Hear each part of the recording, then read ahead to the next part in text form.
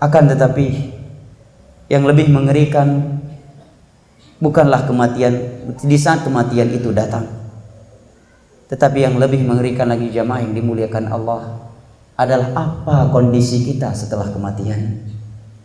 Karena setelah kematian kita langsung masuk ke dalam alam pembalasan jamaah.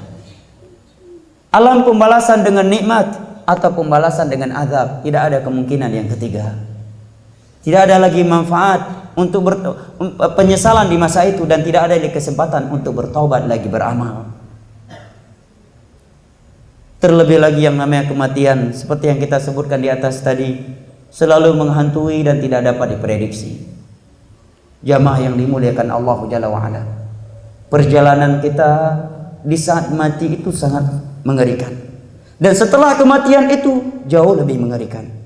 Ada sebuah hadis yang sangat panjang, yang kalau kita sebutkan teks Arabnya dan terjemahannya serta pelajaran-pelajaran darinya mungkin membutuhkan daurah khusus, yaitu hadis Bara' bin Azib radhiyallahu anhu yang diriwayatkan oleh Imam Ahmad, oleh Imam Tirmidzi, oleh Imam Abu Daud dan Al-Imam Ibnu Majah. Hadis Bara' bin Azib yang menceritakan kepada kita kondisi seorang mukmin dan orang kafir ketika akan berpisah dengan dunia ini. Seorang mukmin didatangi oleh malaikat maut, kemudian malaikat-malaikat yang lainnya duduk di sekitarnya. Di saat malaikat maut akan mencabut nyawanya, malaikat-malaikat lain menghiburnya, yang Allah sebutkan di dalam beberapa ayat Al-Qur'anul Karim. Innal ladzina qalu rabbuna Allah thumma istaqamu tatanazzalu alaihimul malaikatu alla takhafu wa la tahzanu wa abshiru bil jannati allati kuntum tu'adun nahnu awliya'ukum fid dunya wa fil akhirah.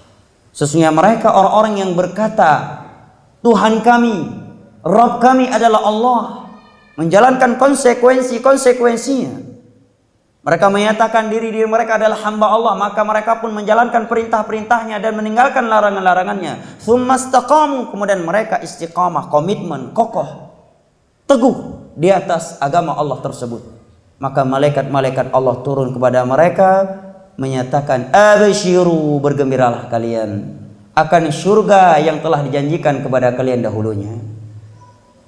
Alla takhafu wa la tahzanu, enggak usah kalian khawatir terhadap apa yang akan terjadi, dan tidak usah kalian bersedih terhadap apa yang telah terjadi. Wa abshiru, bergembiralah kalian terhadap surga yang telah dijanjikan dahulunya kepada kalian.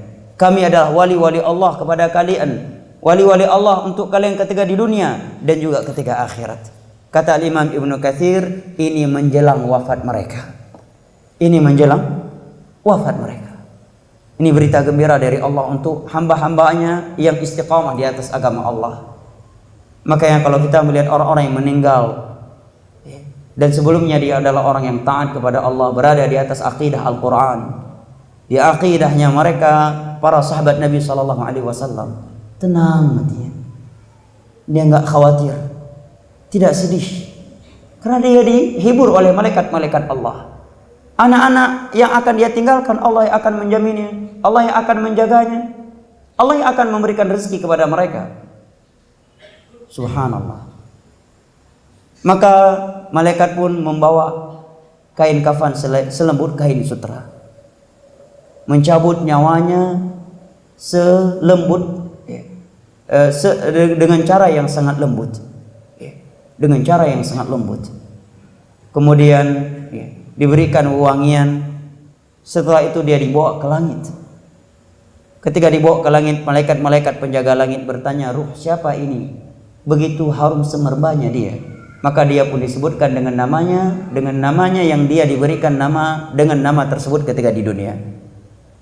Setelah itu Allah Subhanahu wa taala menyatakan kepada malaikat-malaikat yang membawa ruh dia tersebut, kembalikan hambaku tersebut, ruh hambaku tersebut ke jasadnya, kemudian ditetapkan dia tempatnya di dalam surga di Illiyin. Wa afrishulah, bentangkan kuburannya,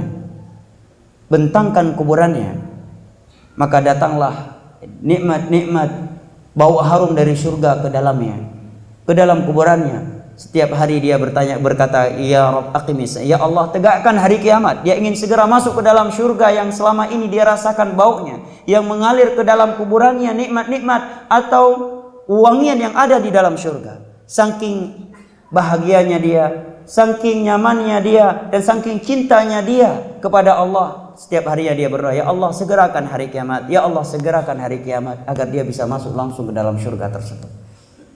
Tetapi sebaliknya jamaah yang dimuliakan Allah, kata Nabi SAW, hamba yang kafir, dalam riwayat yang lain fajir itu banyak berbuat dosa. Ketika menjelang wafatnya dari dunia, maka malaikat Allah Subhanahu wa taala turun setelah turunnya malaikat maut yang membawa kain-kain kafan yang sangat kasar. Dengan wajah-wajah malaikat yang sangat mengerikan. Ruh dia ditarik dari jasadnya, Nabi ibaratkan seperti ditariknya besi yang bergigi dari karung yang terbuat dari kulit yang lagi basah. Sungguh sangat sulit untuk ditarik. Seperti itulah ruhnya orang kafir dan fajir ketika ditarik oleh malaikat maut. Begitu sulitnya. Namun di sini para ulama menerangkan, bukan berarti kalau ada orang yang meninggal dalam keadaan susah berarti udah pasti dia su'ul khatimah. Karena Nabi kita ketika meninggal dalam keadaan genting, sampai-sampai Fatimah berkata, wa karba abata, betapa gentingnya kondisi engkau wahai sang ayah, wahai ayahanda. Maka Nabi menyatakan tidak ada kegentingan terhadap ayahmu setelah ini. Maka kata Imam Ibnu Qayyim, apabila seorang mukmin di saat matinya sulit, maka itu kesulitan terakhir dia di dunia sebelum dia mendapatkan kemudahan di alam barzakh. Tetapi apabila seorang mukmin ketika nyawanya dicabut dengan mudah, maka itu kemudahan yang pertama Allah berikan kepadanya sebelum kemudahan yang ada di dalam alam barzakh. Maka ruhnya pun ditarik. Waktu sudah habis ya? Ruhnya pun ditarik dengan sangat keras dan sangat kasar. Kemudian dibawa ke langit, tidak diterima oleh Allah Subhanahu wa taala. Pintu-pintu langit ditutup dan tidak dibuka untuk dia. Hatta yalijal jamalu fi sammil khiyal. Pintu langit akan dibuka untuk ruh ini kalau seekor onta itu bisa masuk ke dalam lubang jarum, sesuatu yang mustahil. Maka dia bukan dikembalikan ke dalam jasadnya, tetapi dilemparkan oleh malaikat maut yang membawa dia ke langit. Dari langit Allah lemparkan dia ke dalam jasadnya kembali. Kalau ruh seorang mukmin yang taat tadi dikembalikan lagi oleh malaikat maut. Adapun dia dilemparkan dari langit sampai ke bumi. Itulah yang Allah menyatakan dalam Al-Qur'anul Karim, innahu may yusyrik billah faka'annama kharra minas sama' fatakhtafuhu at-tayr aw tahwi bihi ar-rihu fi makanin sahiq. Setelah itu dia akan masuk ke dalam alam barzakh, alam pembalasan jamaah. Setelah kematian kita akan masuk ke dalam alam barzakh jamaah. Dan di alam barzakh kita tidak tahu berapa lama kita akan berada di dalamnya. Apakah 1000 tahun, 100 tahun, ataukah lebih dari itu? Dan kondisi kita di alam barzakh hanya dua kondisi, diberikan nikmat atau merasakan azab. Tidak ada kemungkinan yang ketiga. Begitu mati langsung diazab atau langsung diberikan nikmat jamaah. Sampai kapan? Sampai datang hari kiamat. Berapa lama kita tidak mengetahui. Yang jelas Allah berfirman tentang sebagian umat-umat sebelumnya dengan firman-Nya, Allah Subhanahu wa taala berfirman, "An-nar yu'raduna 'alaiha ghuduwwan wa 'ashiyya." Siang dan malam kumpulan alam barzakh Fir'aun dan bala tentaranya itu berisi api. Mereka dibakar di siang hari dan di malam hari, 24 jam dibakar oleh Allah. Wa yaumal qiyamati adkhilu asyaddal adzab. Dan pada hari kiamat, adkhilu ala fir'auna asyaddal adzab, masukkanlah Fir'aun dan bala tentaranya kepada azab yang sangat pedih. Ayat ini berada dalam Al-Quran jamaah. Al-Quran kitab apa jamaah? Kitab suci kita kaum mukminin. Hudan lil muttaqin. Agar apa? Agar kita mengambil pelajaran. Ini loh yang Allah ancam, Allah berikan kepada Firaun dan bala tentara. Ingat, kalau kalian mengikuti jalannya Firaun dan bala tentaranya, maka kalian akan mendapatkan hal yang sama. Karena Al-Quran hudan lil muttaqin. Subhanallah. Di dalam beberapa hadis Nabi menyebutkan di antara azab di alam barzakh, Allah isikan kalajengking dan ular ke dalam perut mereka orang-orang yang memakan riba ketika di dunia. Orang-orang yang tidak berpuasa dengan sengaja di dunia, berbuka sebelum waktunya, mereka digantung dengan kepala ke bawah, kemudian kaki mereka ditusuk dengan besi dan mulut mereka dirobek oleh Allah Subhanahu wa taala. Di antara azab yang ada di alam barzakh, malaikat memukul seorang hamba dengan palu yang Allah berikan kepadanya sehingga hancur seluruh tulang menulangnya, kemudian dikembalikan lagi, kemudian dipukul lagi. Azab yang sangat mengerikan. Oleh karena itu, Utsman bin Affan radhiyallahu anhu ketika ziarah kuburan beliau menangis luar biasa. Hatta tabulla lihyatu, sampai-sampai jenggot beliau itu basah karena tangisan. Maka ada yang berkata kepada beliau, "Wahai Utsman, kami tidak melihat engkau menangis seperti ini ketika disebutkan tentang surga dan neraka. Kenapa ketika engkau berada di depan kuburan, engkau menangis seperti ini? Yang engkau tidak menangis seperti ini ketika disebutkan tentang surga dan neraka kepadamu?"